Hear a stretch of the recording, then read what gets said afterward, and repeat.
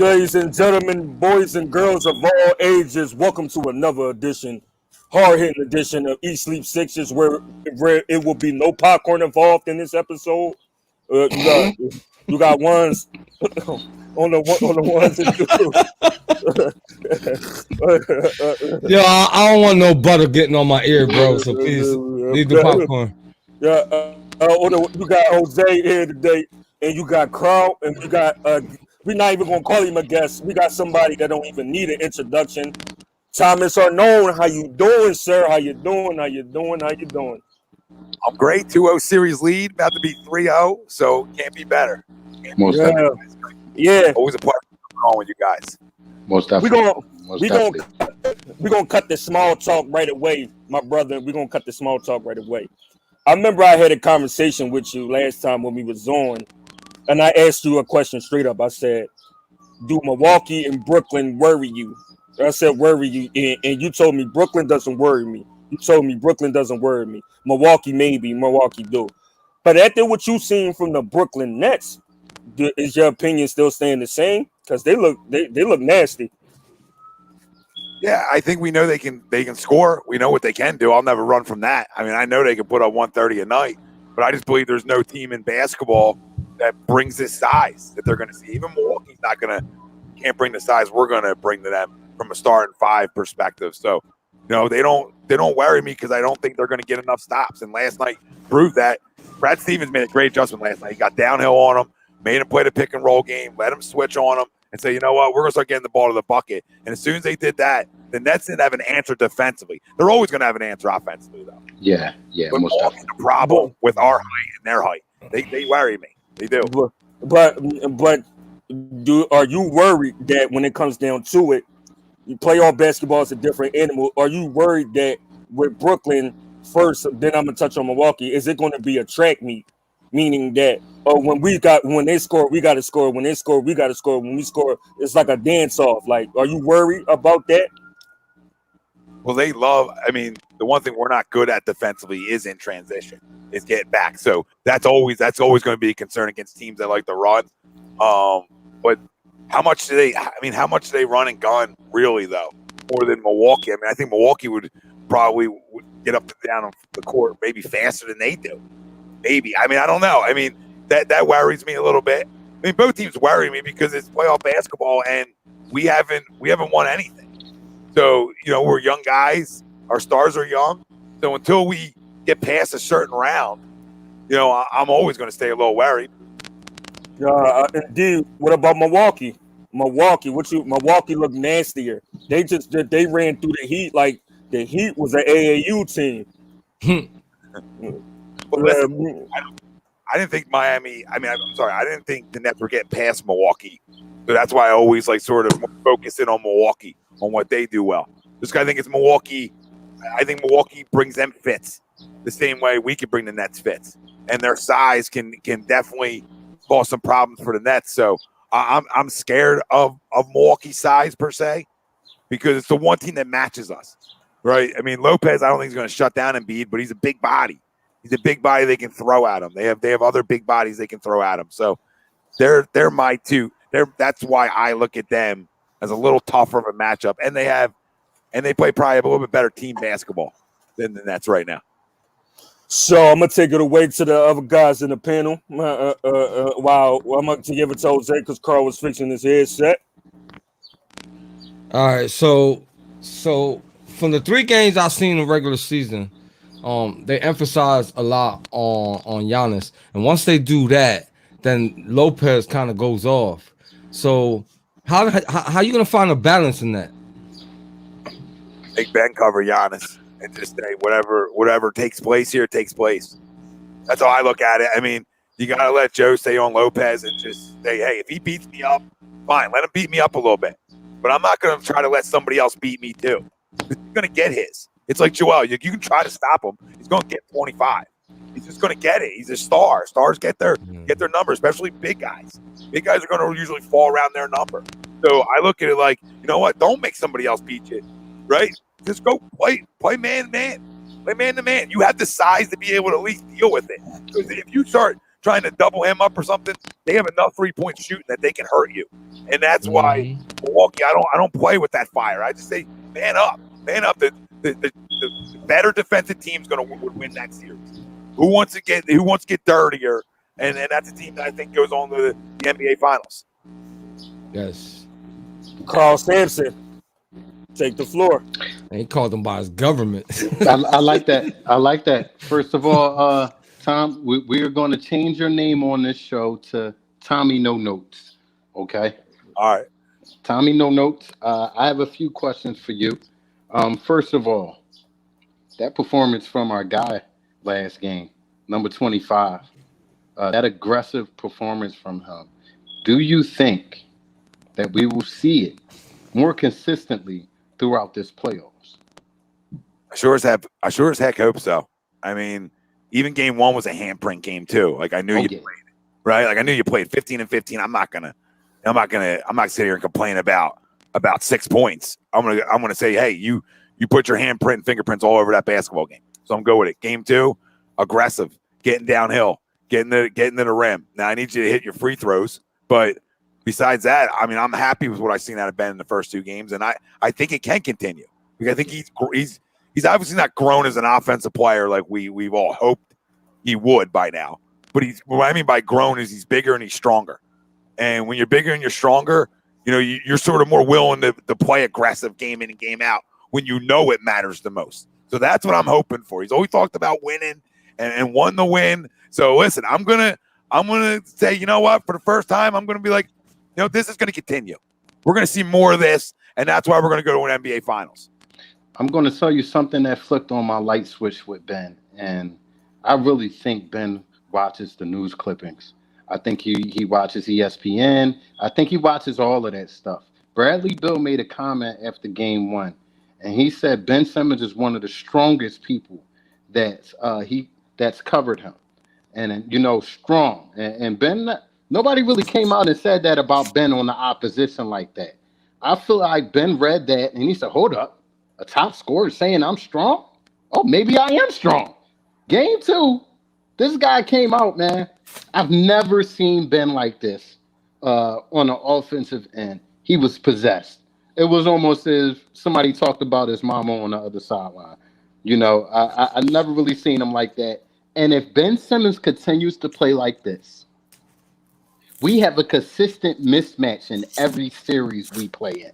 So that's what I'm excited about. And as well as you, Tom, I'm hoping, I'm praying, you know, everything. I'm praying to God. I hope this is, will the real Ben Simmons please stand up? And I'm hoping this is the real Ben Simmons right here. I'm hoping he clicked on that playoff switch because I'm ready for it. Philadelphia is ready for it. I'm excited, man. I'm pumped. Before we move any forward, I want to shout some people out that's in the comments already. As always, Nikki D, our brother leader. How you doing, sir? Thank you for being in the comments and supporting us. Jason Jack Stein, always one of my favorite people in the world, an intelligent human being when it comes to the game of basketball and stuff like that, and an overall good person. Jason Jack Stein, how you doing, sir? And this dude right here, and Tom, this dude I'm about to state next, he's one of the most overly intense people in 24/7. Lewis Thomas, he said, "Let's go Sixers," but that's not his only comment. We about to go to the next ones. It's gonna get good in a second, y'all. Shout out to the OG Howard Brown. Thank you for being in the comments, sir. Always thinking about you. But it's about to get good. I promise, it's about to get good. He said, "Is this an argument, or is this an argument or a Sixers fan?" That's what he said first. So the next comment, he said, "If you worried, grow some beads." No, get some worry beads. Get some worry beads. I didn't see the last part. All right, so no, it gets better. Hold up. It get better. This the one right here.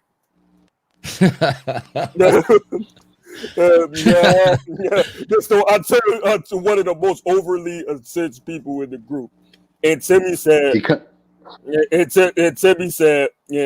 Timmy said he got a bad feeling about tonight, fellas. Hope I'm wrong. Think the Wiz come out with their hair on fire. Got to withstand that. So Tom, what you think about Timmy Snyder's comment right there? Yeah, I mean, any team that's down 2-0, you think you're going to get their best shot game 3. No team wants to go down 3-0, and especially their first game at home.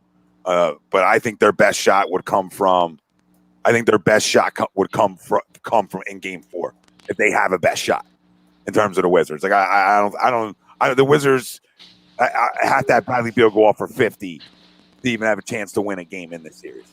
I mean, that's the only shot they have, or we just come out stagnant because we're too good of a basketball team. So, I mean, I know I don't have a bad feeling, Timmy. There's nothing to have a bad feeling about tonight. You want to maybe say you have a bad feeling in game 4 just because teams don't like to get closed out at home. Maybe there, not tonight. So with that, am I fan again now? That's my question. Like, am I allowed to be? No, because my brother like that, we gotta be optimistic, but sometimes we live in a world where we think everything is sunshines and rainbows, but we don't look at the bigger picture, and that's why he said that, because I said the Bucks. I said which one you worried about more, the Bucks or the Nets? I said which one are you worried about the most? But that's that guy. Love him to death. He's an overly intense dude. Shout out to him. So with that, also, I'm gonna mess with you real fast. I think Tatum had 50 points last night, and you made a post. Mark myself safe from all the people that's about to say we should have drafted Tatum. I saw that. So I want you to tell the truth and say we should have drafted Tatum. Oh, we should have. We would have never got him. No.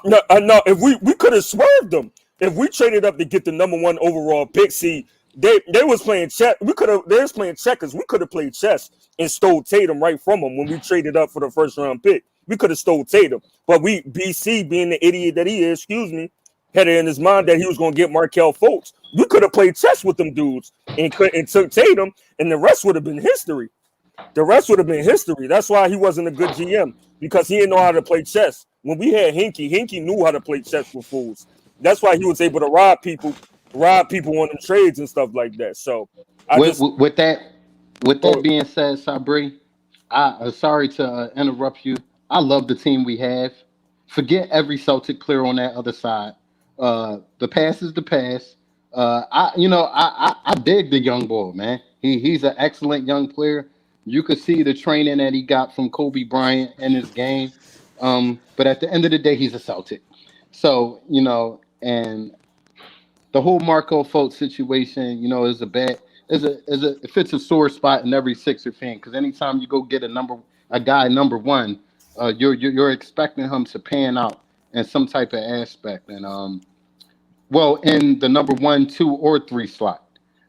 So I feel as though, but there's a lot of different nuances that messed up that situation with Markelle Fultz. I don't really want to put it all on the kid, because that's exactly what he was, a kid. And you see when he went on to Orlando, he played a little bit better, man. I think it was a lack of patience because the city he's in, the situation he was in was not ideal for him. And it wasn't ideal for the Sixers. So I feel like both sides, cut the losses, and look where we're at now. We're not missing a beat. I feel as though this is the best constructed Sixer team that I've been alive for. From the number 1 spot all the way down to the number 9, number 10 spot. So I feel bad about Markelle Fultz. I know a lot of guys in 24/7 that cuss me out, but it was a bad situation for all. It was a bad situation for all. Jose, you sitting back there quiet, my brother. You got any? Yeah, I agree with you as far as best constructed. Like, if you look at up and down that paperwork, then gonna have to agree with you, man, because the teams in the past, lineups wasn't like that. We all seen the lineup that Iverson played with. Unless you're a Philadelphia fan, nobody knew who George Lynch was, Eric Snow was, McKee was. You know what I'm saying? So you had to be a Sixers fan to know those other guys that AI played with. You know what I'm saying? Because if you go across the states and talk about that 01 team, nobody remembers them dudes. Like, Mutombo will probably be the only notoriety player that was on that team. Other than that, like Tyrone Hill, they're gonna be like, who? You know what I'm saying? And then when you want to talk about the bench, like Rajah Bell and all them, I'm like, who? Like, Yeah. come on, man. Like, Yeah. but if you look at this squad, you know what I'm saying? All the way up and down.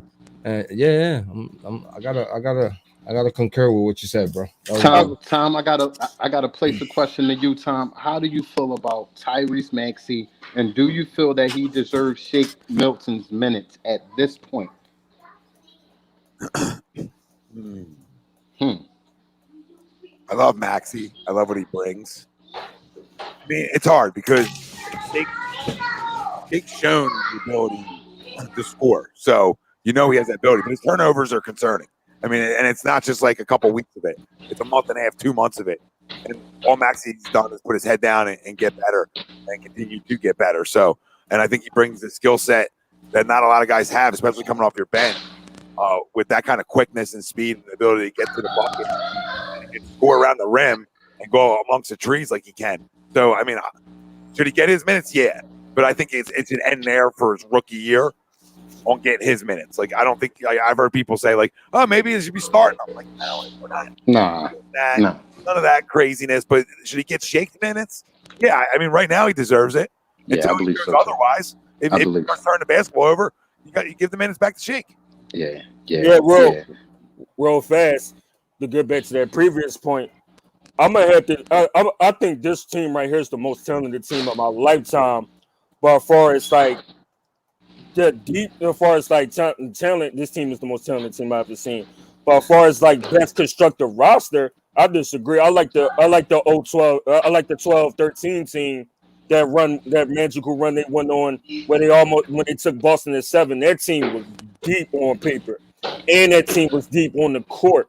I love that team. And when they first started the process, I wasn't a fan of the process because I thought if you bring that team back and do it again, they gave the Celtics a run for their money. They took the Celtics to like 7.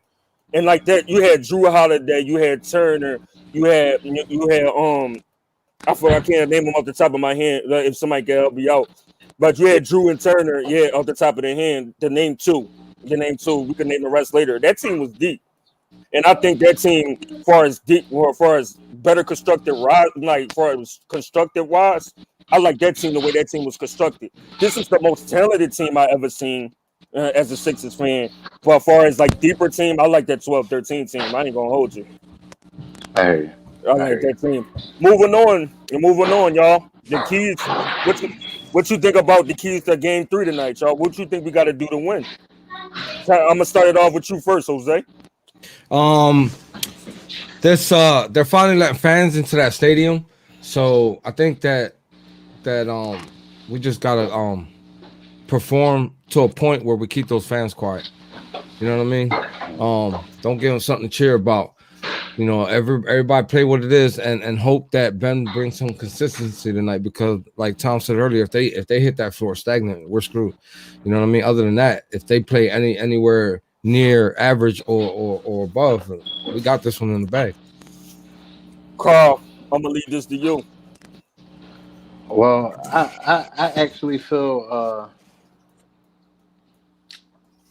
I feel like overall the key to the game is what it's been all year. Defense, and more defense. We have to overwhelm them with our will to win the game on defense. And I feel like that will, they've done all the things they could do. They made different changes that they can make. They don't really have the personnel to rock with us. So I really want to see us dominate on defense and take the win out of their cell. Take the win right out of their cell tonight and set up for Game 4. Tom? Yeah, same. Don't just get through their initial storm, whatever that may be, right? Of just the crowd being back in. Maybe they start hot, they come out real aggressive. They come out clean. Maybe just get through that, and I think they're fine. Don't get yourself down like 15 early. And as long as Bradley Beal doesn't have a 50-point game in this series or something big, like, obviously 35, it's just, that's what he walks around and does. But, nothing crazy like a Tatum last night. Tatum goes for 50, Celtics win, right? I mean, as long as something like that doesn't happen and you continue to play great defense and make him work, they're my keys. Everything else should just be another win, and I don't care how they do it. Doesn't need to be by 10, doesn't need to be by a certain amount. Just go get me another win, and we keep crossing off the win charts to what it would take to cut the Nets down. All right, good settlements, y'all. And Tom, I got an important question to ask you. This current playoff roster, if you could fix anything with this current playoff roster, what would it be? I mean, I think every NBA fan of every NBA team would say their bench, right? Like I don't know if a team that's not going to say, if you're a top 3 seed, that's not going to say, well, what could be our biggest hiccup, right? And I think every team of those team comes to team would say probably our bench. You know, maybe not obviously Clarkson, right? There's certain teams that might not say, but a majority of teams would say, you know what, our bench has to be more consistent. And that's where I'll say for the Sixers, if I could fix one thing, it would just be a little bit more consistency from the bench as a whole. But that's really it. I mean, there's nothing I would change in the starting 5. I mean, I would change things with Ben if I could at times, but there's nothing else I would want to change. I mean, they're dynamite together. Ben and Joe this year, 37-7, I think, while playing together this year. That equates like 69 wins over 82. And that's just them two playing together.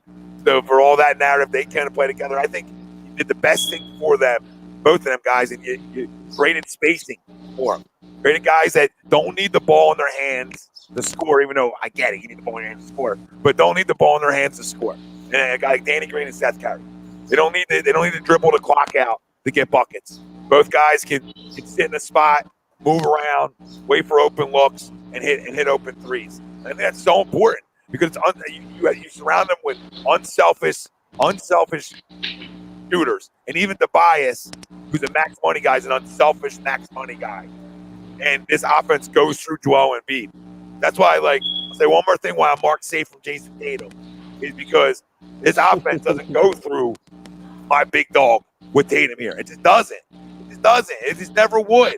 It's not the way the NBA is set up now. It's set up to be a perimeter oriented league, right? And I love a big man that eats like him. And we're talking eat, sleep, Sixers. I love a big man that eats it. So, right? And he just sleeps it. So everything happened for a reason, and the reason is we're cutting the Nets down, and guess who's going home in a minute? And that's the Celtics. So you think Tatum wouldn't have worked with Embiid? Because I think that would have been a magical combination. It probably would have worked great. You know what I mean? I just got to think. I was called a non-Sixers. We were called non-Sixers fans earlier. I mean, I'm trying to be Sixers up at like 10 now. I told you about that guy. So yeah, we all good. I told you about that guy and stuff like that. And I would address Stephen Salam, OG in the group. He said I still can't figure out why we didn't keep Alec Burke, and that's a good point, man. Alec Burke was instant offense, and Alec Burke could give you he was a good bench bucket that could give you points in a hurry. So I agree with that. And Jason Jackson said that, give Maxey shake spot in the rotation, please. He said, please. Please. I concur with that. I gotta agree with that. I just said please. And Sixers 24/7. Shout out to Sixers 24/7. The person that's my dog out there. He brought the laughing emojis out there. And you got Nikki again. And Timmy Snyder said, "Let Russ shoot all day long." I said, and I agree with that. Let Russ shoot till his heart fall out. To his heart. Let Russ shoot till he blue in the face and stuff like that. What y'all think about that? Well, I feel like personally we've been defending Russell Westbrook perfectly this series. He's not an outside shooter, so you clog the lane. You put him in positions where he can't drive, and if he does drive, it's an out of control drive. I feel like with Bill and him both on, that's a hard series. So we had to pick either one. And Bradley Beal proved he can score 60 points and his team still lose. So I fill up the bucket, Bradley, because I don't see nobody else helping you out. So I feel like that's a good mix that Doc has mixed up this playoff series. How about you guys? I I gotta Or- say, we just gotta stay physical because Westbrook is like he on his last leg. Like if you see him in the past couple games, man, he don't look like he 100%. And if they gonna keep putting him on the floor, if he's gonna play like that, you gotta take advantage of that. Bump him around, make him hurt. You know what I'm saying? Yeah. When the bench come out, and sometimes you gotta take something for the team. You know what I'm saying? But make them feel you. You know what I'm saying? Yeah. You know, that'll probably slow him down a little bit because we all seen what Westbrook is capable of, and just because you know what I'm saying, he's been out of control lately, don't mean he don't know how to play, man. So I feel at any given time he can give us a retro moment. Yeah. We don't need that now. No, not at all. Not at all. Hey, Tom, what you think about the Russ letting Russ shoot real fast? Yeah, I'm not going to let any of their stars shoot. Nope. I don't, once one goes in, once one goes in for him, a guy gets feeling himself a little bit, and then next thing you know, Russ is like 7 for 10 from 3, and we're like, how did we lose game 3? You know what I mean? So I just don't even let a guy try to get hot. I agree with Jose. Get physical with it. Bradley Beal talked about, there isn't a team in the league that gives him problems like the Sixers do, and he still gets buckets. And we're not talking about Beal. We're talking about Westbrook, but just how their size creates problems for him and the rest of the NBA. And that we have guys who actually want to play defense. That was Bradley Beal's quotes earlier, and I really took a lot from that because you're in a series versus a team. He's over here complimenting that.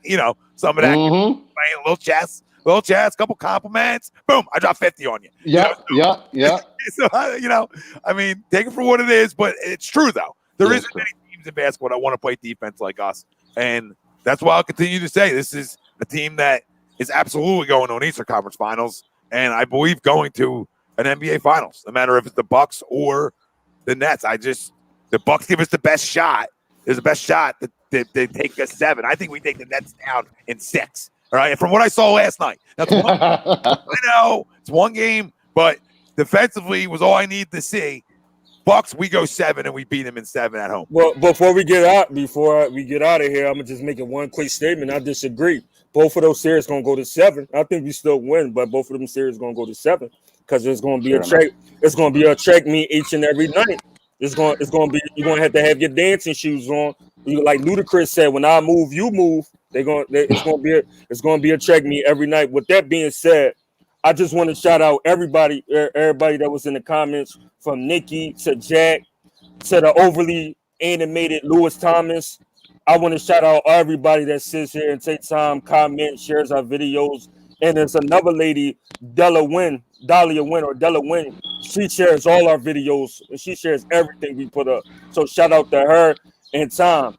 Thank you for joining us on this another episode, hard-hitting episode of East Sleep Sixers, where it wasn't no popcorn involved or it wasn't no spit involved. So I appreciate you for tuning in, and I appreciate the guys, Jose, Carl, for y'all tuning in to watch the game. Go Sixers! Go Sixers! Go Sixers! 3-0 sweep coming now. Take care, Tom. Take care, Tom. All right, Tom.